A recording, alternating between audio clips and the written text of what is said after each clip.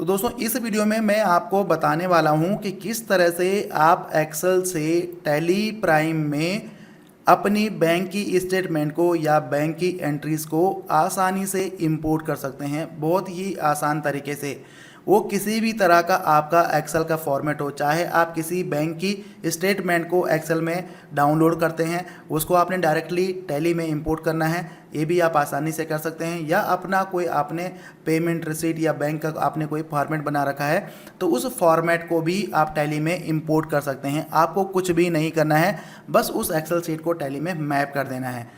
तो इससे पहले की वीडियो में मैं आपको पहले ही बता चुका हूं कि किस तरह से आपने अपने सेल्स एंट्रीज को एक्सेल से टैली में इंपोर्ट करना है, और इन्वेंट्री यानी कि आपके स्टॉक आइटम, स्टॉक ग्रुप या कैटेगरी, उनको कैसे इंपोर्ट करना है, लेजर्स को कैसे इंपोर्ट करना है, जो आपके पार्टी के लेजर्स होते हैं या आपके जो अकाउंटिंग लेजर होते हैं उनको कैसे एक्सेल से इंपोर्ट करना है, सब मैं आपको बता चुका हूँ।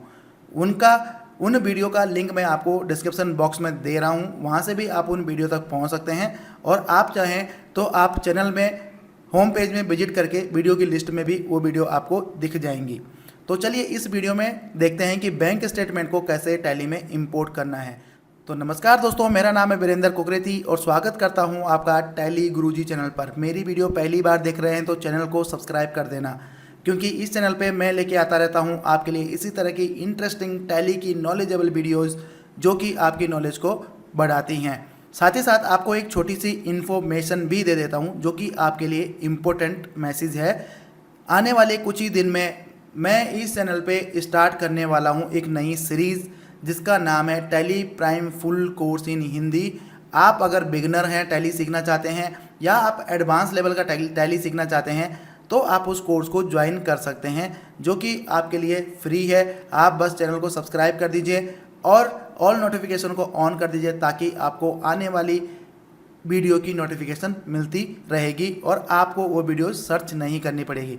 तो चलिए आगे कंटिन्यू करते हैं और मैं आपको बताता हूं कि आपने अपनी बैंक की स्टेटमेंट को कैसे टैली प्राइम 4.0 में इंपोर्ट करना है, जो कि टैली प्राइम 4.0 का लेटेस्ट फीचर है, एक्सेल टू टैली इंपोर्ट। तो ये जो मैं वीडियो बना रहा हूँ ये मैं बीटा वर्जन में बना रहा हूँ, क्योंकि हमारे को बीटा वर्जन प्रोवाइड किया गया है अभी, क्योंकि अभी जो है 4.0 लॉन्च नहीं हुआ है। लेकिन अगर आप इस वीडियो को कुछ दिन बाद देख रहे हैं तो ये ऑलरेडी लॉन्च हो चुका होगा और आप टैली सॉल्यूशन की वेबसाइट में जाके डाउनलोड पे जाके आप जो है 4.0 को डाउनलोड कर सकते हैं और इस्तेमाल कर सकते हैं, या आप डायरेक्ट टैली से भी 4.0 में अपडेट कर सकते हैं। तो आपने बैंक स्टेटमेंट को टैली में कैसे इंपोर्ट करना है, उसके लिए आपके पास एक्सेल की सीट होनी चाहिए जो कि आपकी बैंक की स्टेटमेंट है। तो आपकी बैंक की स्टेटमेंट का फॉर्मेट कुछ भी हो सकता है, जैसे कि यहाँ पे मैंने एक रैंडमली एक फॉर्मेट बनाया है बैंक की एंट्रीज के लिए। अब आपकी जो बैंक की स्टेटमेंट होती है उसमें आपके पेमेंट्स भी होती हैं और रिसीट भी होती हैं। तो पर्टिकुलर वो सीट को आप पेमेंट के लिए भी जो है आप मैप कर सकते हैं, कॉन्फ़िगर कर सकते हैं, और उसी सीट से आप रिसीट के लिए भी कॉन्फ़िगर कर सकते हैं। तो यहाँ पे मैंने एक पेमेंट के लिए एक सीट बनाई थी या बनाई है, तो उसको मैं आपको टैली में इंपोर्ट करके दिखाता हूँ। तो यहाँ पे सबसे बड़ी और सबसे इम्पोर्टेंट बात है वो है मैपिंग, कि किस तरह से आपने टैली में मैपिंग करनी है। क्योंकि हर कोई चाहता है कि यार बैंक की एंट्रीज़ को जो है, जो भी हमारी बैंक की एंट्रीज़ हैं, बहुत ज़्यादा एंट्रीज होती हैं, उनको डायरेक्टली टैली में इंपोर्ट किया जाए रेदर देन कि उनको एक एक करके पंच किया जाए। तो यहाँ पे आप सारी डिटेल्स, मतलब जो कि आपकी बैंक की एंट्री की सारी डिटेल्स होती हैं, वो सब आप टैली में इंपोर्ट कर सकते हैं। तो यहाँ पे मैंने पेमेंट के रिलेटेड एक जो सीट बनाई है, तो ये सीट है ये पेमेंट के लिए। ऐसे ही आप जो है इसी में आप रिसीट की भी बना सकते हैं, तो उसमें थोड़ा सा ये उल्टा हो जाएगा, मतलब ये डेबिट की जगह क्रेडिट हो जाएगा, ठीक है। तो अलग अलग भी बना सकते हैं और एक ही सीट से भी आप जो है उसको मैप कर सकते हैं। तो मैं पेमेंट के लिए आपको बता देता हूं कि पेमेंट के लिए कैसे मैप करना है। रिसीट के लिए भी आपको बताऊंगा अगली वीडियो में, क्योंकि एक वीडियो मैं 15 से 20 मिनट का ही रखना चाहता हूं, इससे ज़्यादा नहीं रखना चाहता हूं, ठीक है। तो इसको इस एक्सेल सीट को टैली में कैसे मैप करना है, तो टैली में देखिए ये मेरा 4.0 है, बीटा रिलीज़ है। तो इसमें सबसे पहले मेरे को ये सीट को, एक्सेल सीट को मैप करना है। तो मैपिंग के लिए क्या करना है, इंपोर्ट पे जाना है, मैनेज पे जाना है और मैपिंग टेम्पलेट पे जाना है, और यहाँ पे हमें मास्टर पे नहीं ट्रांजेक्शन पे जाना है, ट्रांजेक्शन पे क्रिएट पे जाना है। अब क्रिएट में क्या करना है, जो हमारी एक्सेल सीट जहाँ पे आपने रखी हुई है उसको यहाँ पे ले लेना है, उसको सेलेक्ट कर देना है, और यहाँ पे जैसे कि हमने ये सीट सेलेक्ट किया था तो यहाँ पे वर्क सीट का नेम आ रहा है, जैसे कि हमने ये सीट है तो इसका जो सीट नेम है वो पेमेंट है, तो इसलिए पेमेंट आ रहा है। ठीक है, तो हमने यहाँ पे पेमेंट लेना है, क्योंकि आप एक कन्फ्यूज मत होना कि यार आपका तो वीडियो में यहाँ पे पेमेंट आ रहा था, हमारा पेमेंट नहीं आ रहा।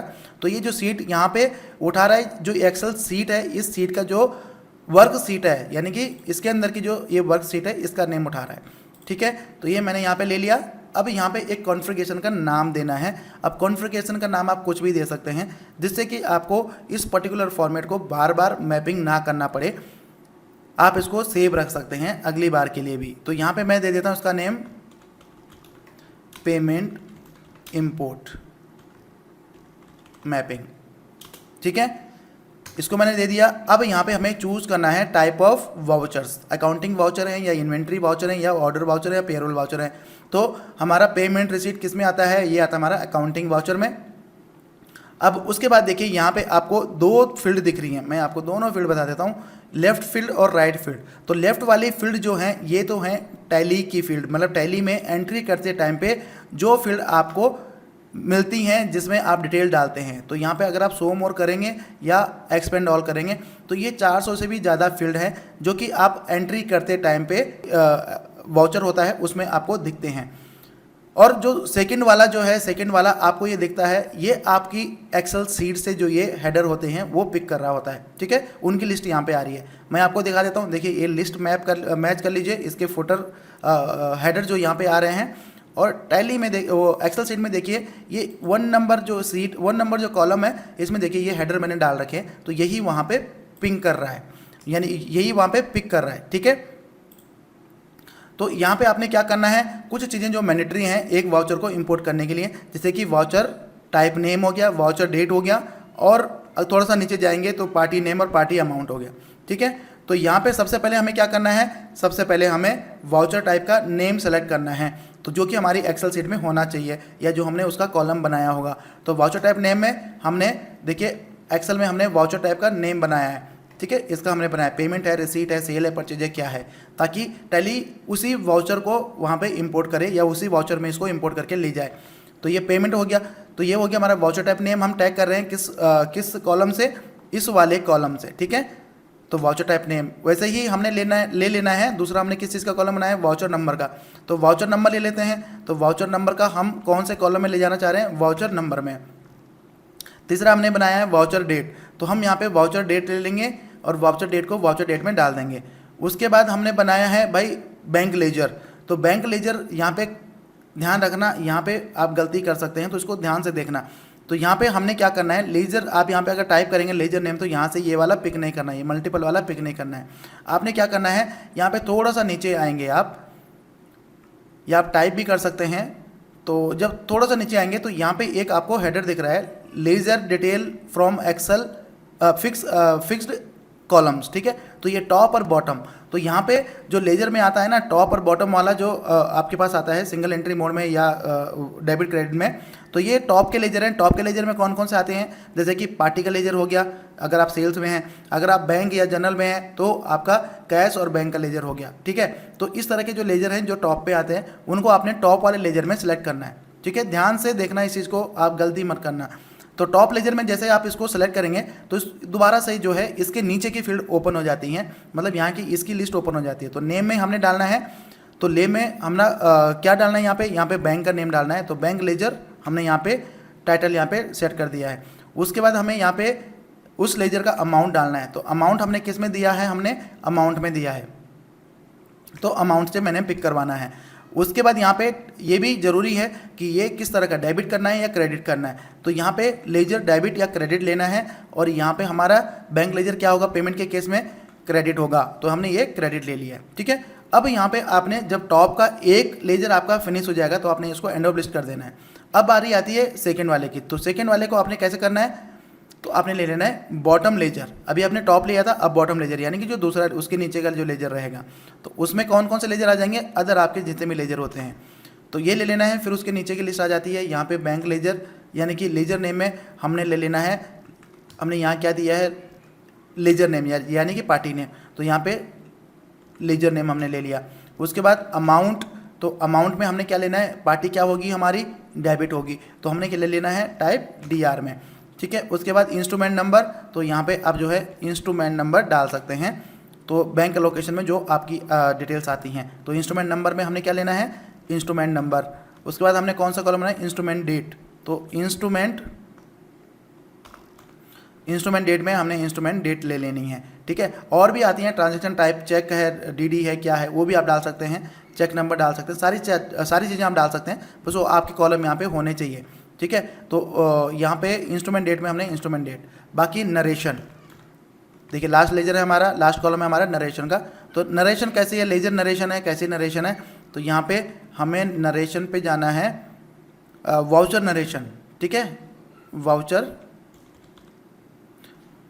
नरेशन, सॉरी वो यहाँ पे नहीं आएगा क्योंकि ये तो लेजर की नरेशन आई, क्योंकि हम बॉटम में यहाँ पे ले रहे हैं, ठीक है। देखिए यहाँ पे हमने एक गलती और की है, यहाँ पे हमने टॉप वाले लेजर में डेबिट और क्रेडिट तो लिया है कि भाई डेबिट होगा क्रेडिट होगा, लेकिन बॉटम वाले में नहीं लिया है। तो बॉटम वाले में भी हम ले लेते हैं, तो बॉटम वाले में लेजर वाला आ गया, और हमने क्या करना है, इसको हमने डेबिट करना है। देखिए यहाँ पे एक और गलती की है मैंने, देखिए यहाँ पे जो डेबिट वाला है उसको हमने अमाउंट से यहाँ पे मैप करना था, ठीक है। तो इसको आपने इसी तरह से ध्यान रखना है, गलती करेंगे तो इंपोर्ट नहीं होगा, एरर आएगा।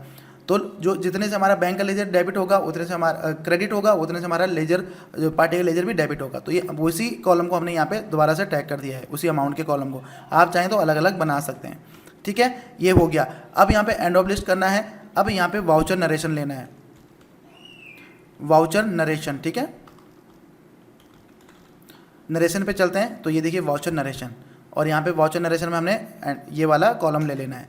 बस ये हमारा मैपिंग हो गया, सेव कर देना है। अब देखिए मैं आपको दिखा देता हूँ, डे बुक में चलता हूँ, यहाँ पे पूरी मैंने डे बुक डाल दी है। तो ये सेल है जो कि मैंने आपको पिछली वीडियो में बताया था कि सेल कैसे इंपोर्ट करते हैं, तो वो मैंने आपको यहाँ पे दिखाया था। तो ये वो एंट्री है। अब यहाँ पे पेमेंट की कोई एंट्री नहीं है, तो अब हम इसको इंपोर्ट करते हैं। एक्सेल शीट हमारी यही है, ठीक है। इसको हम एक बार सेव कर देते हैं। अब टैली में चलते हैं, अब इसको इंपोर्ट करते हैं, होती हैं या नहीं होती हैं, कोई एरर आता है तो उसको कैसे हमें रेक्टिफाई करना है।